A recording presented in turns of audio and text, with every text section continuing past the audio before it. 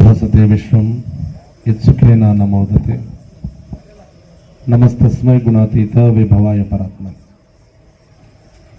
ಪ್ರಥಮವಾಗಿ ಜಗದಾದ ಜಗದ್ಗುರು ರೇಣುಕಾದಿ ಪಂಚಾಚಾರ್ಯರನ್ನು ಉಜ್ಜಯಿನಿಯ ಸಿದ್ಧಲಿಂಗ ಭಗವತ್ಪಾದರನ್ನ ಆರ್ಥಿಕ ಮನದಲ್ಲಿ ಧ್ಯಾನಿಸಿಕೊಂಡು ಸ್ಮರಿಸಿಕೊಂಡು ಮಹಾಸಾಧ್ವಿ ಶಿವಶರಣಿ ಹೇಮರೆಡ್ಡಿ ಮಲ್ಲಮ್ಮನವರನ್ನು ಹೃತ್ಕಮನದಲ್ಲಿ ಧ್ಯಾನಿಸಿಕೊಂಡು ಸ್ಮರಿಸಿಕೊಳ್ಳುತ್ತಾ 604ನೇ ಜಯಂತಿಯ ಕಾರ್ಯಕ್ರಮದ ವೇದಿಕೆಯ ಮೇಲೆ ಆಸೀನರಾಗಿರತಕ್ಕಂಥ ಹಟ್ಟೆಯ ಶಂಕರಗೌಡರು ಮೊದಲು ಮಾಡಿಕೊಂಡು ಲಿಂಗಸಗೂರಿನ ಬೋಪನಗೌಡರು ಮೊದಲು ಮಾಡಿಕೊಂಡು ಎಲ್ಲ ಸಮಾಜದ ಬಾಂಧವರೇ, ಭಕ್ತ ಸಮೂಹವೇ,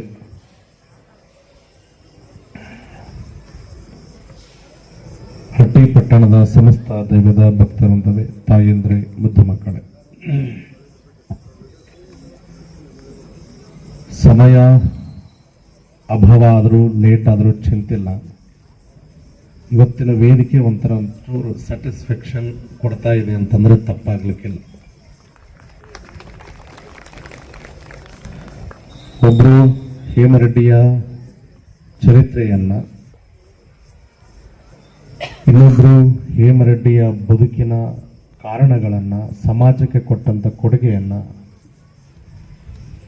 ಒಬ್ಬರು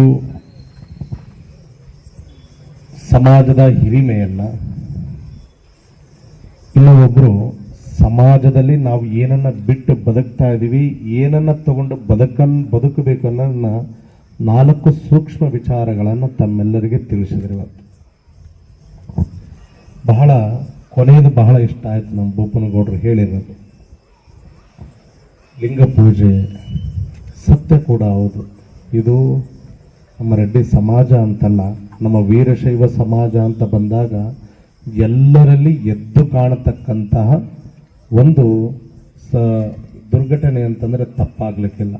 ಏಕೆಂದರೆ ನಮ್ಮ ಮೂಲ ತತ್ವಗಳನ್ನು, ಮೂಲ ಧರ್ಮದ ಆಚಾರ ವಿಚಾರಗಳನ್ನು ನಾವೆಲ್ಲ ಬಿಟ್ಟು ಬದುಕ್ತಾ ಇದ್ದೀವಿಲ್ಲ ಅನ್ನೋದು ಒಂದು ಕಡೆಯಿಂದ ಬಹಳ ನೋವನ್ನು ಕೊಡ್ತಾ ಇದೆ ಅಂತಂದರೆ ತಪ್ಪಾಗಲಿಕ್ಕಿಲ್ಲ. ಇವತ್ತು ಯಾಕೆ ಈ ಮಾತನ್ನು ಹೇಳ್ತಾ ಇದ್ದೀನಿ ಅಂತಂದರೆ, ನಾಳೆ ಜುಲೈದ ಕಾರ್ಯಕ್ರಮ ಐತಿ, ಹೋಮ ಹವನಗಳನ್ನೆಲ್ಲ ಇಟ್ಕೊಂಡಿದ್ದೀವಿ. ನೀವೆಲ್ಲ ಹೋಮಕ್ಕೆ ಕುಂದಿರಬೇಕು ಅಂತಂದಾಗ 2 ತಾಸು ಯಾರು ಕುಂದಿರ್ತಾರೆ ಸ್ವಾಮ್ಯಾರ ಅಂತ ಪರಿಸ್ಥಿತಿ ನಾವೆಲ್ಲ ಅಲ್ಲಿಗೆ ಬಂದುಬಿಟ್ಟಿದ್ದೀವಿ. ಇವತ್ತೆಲ್ಲ ಕೆಲವು ಮಾತುಗಳನ್ನು ನಾವು ಮಾತಾಡಿದ್ವಿ ಅಂತಂದ್ರೆ ಸ್ವಾಮಿಗಳು ನೇರವಾಗಿ ಮಾತಾಡ್ತಾರಪ್ಪ ಅಂತ ಅನಿಸ್ತದೆ. ಏಕೆಂತಂದರೆ ವರ್ಷದ 2 ತಾಸುಗಳು ನಮ್ಮ ಪೂಜೆಗಾಗಿ ನಾವು ಮೀಸಲಿಡಲಿಲ್ಲ ಅಂತಂದರೆ ನಮ್ಮ ಬದುಕಿಗೆ ಏನು ಅರ್ಥ ಇದೆ ಅನ್ನೋದನ್ನು ನಮಗೆ ನಾವೇ ಪ್ರಶ್ನೆ ಮಾಡಿಕೊಂಡಾಗ ಅದಕ್ಕೆ ಒಂದು ಬೆಲೆ ಸಿಗ್ತದೆ, ಇಲ್ಲಾಂದರೆ ಸಿಗೋಕ್ಕೆ ಸಾಧ್ಯವಿಲ್ಲ. ಆಮೇಲೆ ಹೊಲಗಳ ಬಗ್ಗೆ ಹೇಳಿದರೆ ಇಬ್ಬರು ಬಹಳ ಸತ್ಯ ಇದೆ. ಅದು ಇವತ್ತು ನಮಗೂ ಕೂಡ ಶಿಷ್ಯರಿದ್ದಾರೆ ಹೊಸಳ್ಳಿ ಒಳಗೆ. ಇಡೀ ಊರು ಮಂದಿನೇ ನಿಮ್ಮ ಜನನೇ ಇದೆ. ನಾನು ಹುಟ್ಟಿದಾಗಿಂದ ಆ ಊರಿಗೆ ಹೊಂಟೀನಿ, ಇವತ್ತಿಗೂ ಕೂಡ ಒಂದು ಮನೆಗೆ ಒಂದು ಟಿ ವಿ ನೋಡಿಲ್ಲ. ಈ ಏನು ಪೆಂಡಾಲೇನ ಇದು ಎಷ್ಟೈತಲ್ಲ, ಇದರಷ್ಟು ದೊಡ್ಡ ದೊಡ್ಡ ಮನೆ ಅದಾವ. ಮನೆ ಒಳಗಡೆ ಎಲ್ಲಿ ಬೇಕಲ್ಲೇ ದನ ಕರಗಳು ಕಟ್ಟ್ಯಾರ, ಅಡಿಗೆ ಮನೆ ಅದಾವ, ಬೆಡ್ರೂಮ್ ಅದಾವ, ಎಲ್ಲ ಅದಾವ. 4 ಎತ್ತು ಇಟ್ಟಾರ, ಆಕಳುಗಳನ್ನು ಇಟ್ಟಾರ, ಎಲ್ಲ ಇಟ್ಟಾರ. ಇವತ್ತಿಗೂ ಕೂಡ ಅವ್ರ ಮನ್ಯಾಗ ಹೊರಗಡೆಯಿಂದ ಒಂದು ಹಾಲು ಮೊಸರು ತುಪ್ಪ ಮಜ್ಜಿಗೆ ಕೊಂಡ್ಕೊಳ್ಳೋದಿಲ್ಲ. ಇವತ್ತಿಗೂ ಕೂಡ ಹೊರಗಿನವ್ರು ಬಂದು ಕೆಲಸ ಮಾಡಂಗಿಲ್ಲ. ಇವತ್ತಿಗೂ ಕೂಡ ಆ ಮನೆಗೆ ಟಿ ವಿ ಅನ್ನೋರು ಬಂದು ಬೀಗರು ಬೈತಾರಂತ ಶೋಕಿಗೆ ಟಿ ವಿ ಇಟ್ಟಾರೆ ವಿನಃ ಅವ್ರ ಬದುಕಿಗಾಗಿ ನೋಡೋದಕ್ಕೆ ಮನೋರಂಜನೆಗಾಗಿ ಟಿ ವಿ ಇಟ್ಟಿಲ್ಲ. ಇವತ್ತು ನಾಯಕತ್ವದ ಗುಣ ಇಲ್ಲಿ ಐತೆ ಅನ್ನೋದಕ್ಕಿಂತ ಬದುಕನ್ನ, ಸಮಯವನ್ನ, ಕೆಲಸವನ್ನ ಯಾವ ರೀತಿಯಾಗಿ ಮಾಡಬೇಕು ಅನ್ನೋದನ್ನ ನಮ್ಮ ರೆಡ್ಡಿ ಸಮಾಜವನ್ನ ನೋಡಿ ನಾವೆಲ್ಲ ಕಲ್ಕೊಳ್ಬೇಕಾಗತ್ತೆ. ಇವತ್ತು ಇದು ಅತಿಶಯೋಕ್ತಿಯಾಗಿ ನಾನು ಮಾತಾಡ್ತಾ ಇಲ್ಲ, ಬಹಳ ಖುಷಿಯಿಂದ. ಯಾಕೆ ಅಂತಂದರೆ ನಾನಿವತ್ತು ಅಲ್ಲಿಗೆ ಹೋಗ್ತಾ ಇದ್ದೀನಿ. ನಮ್ಮ ಶಿಷ್ಮಗ ಒಬ್ಬ ತದನ ಬಸನಗೌಡ ಅಂತೇಳಿ ಸುಮಾರು 75 ವರ್ಷ ಇವತ್ತು ಆತಗೆ.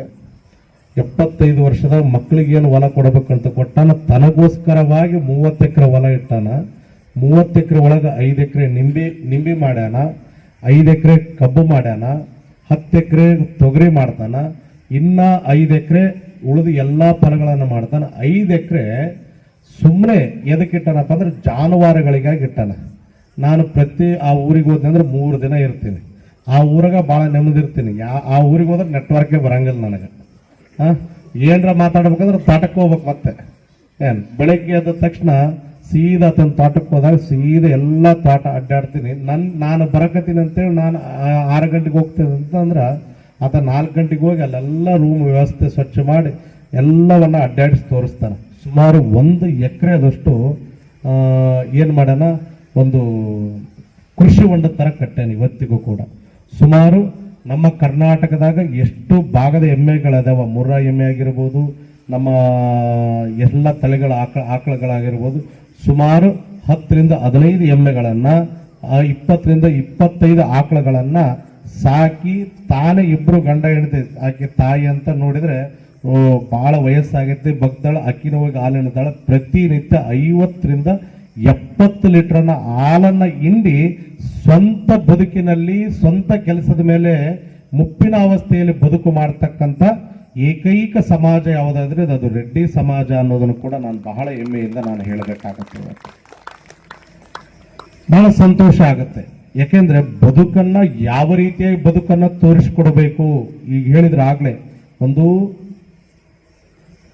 ಸಮಾಜದ ಬಗ್ಗೆ ಹೇಳಿದ್ರು, ಇನ್ನು ಒಂದು ಅವರು ಸಮಾಜಕ್ಕೆ ಕೊಟ್ಟಂತ ಒಂದು ಕೆಲಸದ ಬಗ್ಗೆ ಹೇಳಿದ್ರು, ಕಾಯಕದ ಬಗ್ಗೆ ಹೇಳಿದ್ರು, ಇನ್ನೊಂದು ನಾವು ಯಾವ ರೀತಿಯಾಗಿ ಬದುಕಬೇಕು ಅನ್ನೋದ್ರ ಬಗ್ಗೆ ಹೇಳಿದ್ರು, ನಾವು ಏನನ್ನ ಬಿಟ್ಟು ಬದುಕ್ತಾ ಇದ್ವಿ, ಏನನ್ನ ತಗೊಂಡು ಬದುಕಬೇಕು ಅನ್ನೋದನ್ನ ಹೇಳಿದ್ರು.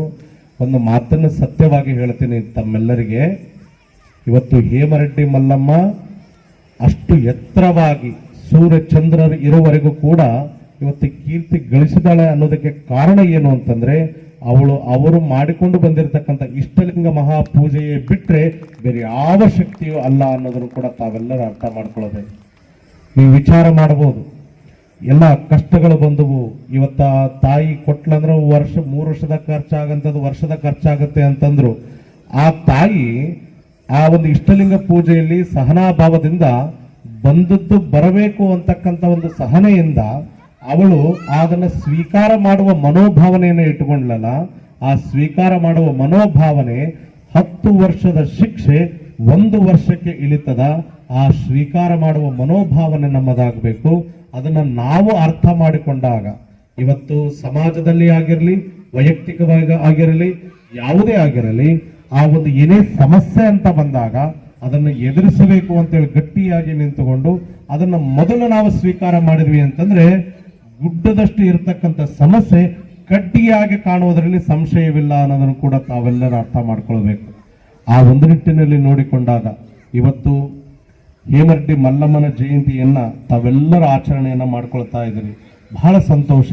ಈ ಜಯಂತಿಯ ಆಚರಣೆ ಸುಮ್ಮನೆ ಸಮಾಜಕ್ಕೋಸ್ಕರ ಆಗಬಾರದು, ನಮ್ಮ ಮಕ್ಕಳ ಬದುಕಿನ ಸಂಸ್ಕಾರಕ್ಕೋಸ್ಕರ ಆದಾಗ ಮಾತ್ರ ಈ ಜಯಂತಿಗೆ ಒಂದು ಅರ್ಥ ಬರ್ತದ ಅಂತಕ್ಕಂಥ ಮಾತನ್ನ ತಾವೆಲ್ಲರೂ ಅರ್ಥ ಮಾಡಿಕೊಂಡು ಈ 2 ದಿನದಲ್ಲಿ, ಯಾಕಂದ್ರೆ ನಿನ್ನೆ ಬಂದು ನನಗೆ ಭಿನ್ನ ಮಾಡಿದ್ರು, ಫೋನ್ ಮಾಡಿದ್ರು, ಅಜ್ಜಾರ ಎಲ್ಲಿದ್ರಿ ಅಂದ್ರೆ ಕ್ವಾಟೆಗದೇನ್ರಿ ಕಾರ್ಯಕ್ರಮ ಒಂದು ಬಂದೀನಿ ಅಂತಂದಾಗ ಸಾಯಂಕಾಲ ಬರಬೇಕ್ರಿ ಅಂತಂದ್ರು. ನಾನು ಬರೋಕ್ಕಾಗಲ್ಲ ಅಂತಾನೆ ಫಸ್ಟಿಗೆ ಹೇಳಿದ್ದೆ ನಾನು, ಯಾಕಂದ್ರೆ ಎಲ್ಲಿ ಕೆಂಬಾವಿ ಹತ್ರ ನಾನು ಹೋಗಿದ್ದೆ.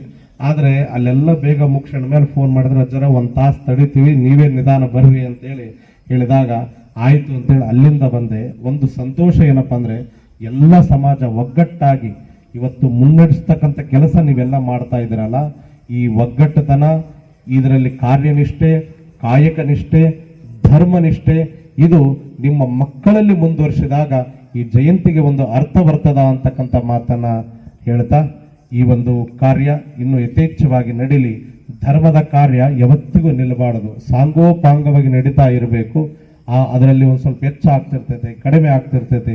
ಅವನ್ನೆಲ್ಲವನ್ನ ಸಮತೋಲನದಲ್ಲಿ ತೆಗೆದುಕೊಂಡು ಹೋದಾಗ ಮಾತ್ರ ಧರ್ಮಕ್ಕೆ ಜಯ ಅನ್ನೋದು ಕೂಡ ಪ್ರಾಪ್ತಿ ಆಗುತ್ತೆ ಅಂತಕ್ಕಂಥ ಮಾತನ್ನ ಹೇಳ್ತಾ ನನ್ನ 2 ಮಾತು ವಿರಾಮ ಕೊಡ್ತೇನೆ. ಇತಿ ಶಿವಂಪ್ರಿಯ. RTV ಕನ್ನಡ, ಚಿನ್ನದ ನಾಡಿನ ಕನ್ನಡಿಗರ ಧ್ವನಿ. ನಮ್ಮ ಚಾನೆಲ್ ವೀಕ್ಷಿಸಿದ ನಂತರ ಲೈಕ್ ಮಾಡಿ, ಶೇರ್ ಮಾಡಿ, ಸಬ್ಸ್ಕ್ರೈಬ್ ಮಾಡಿಕೊಳ್ಳಿ. ರಾಯಚೂರು ಜಿಲ್ಲೆಯ ಪ್ರತಿನಿಧಿ ಶ್ರೀನಿವಾಸ್ ಮಧುಶ್ರೀ, ಹಟ್ಟಿ ಚಿನ್ನದ ಗಣಿ. ಧನ್ಯವಾದಗಳು.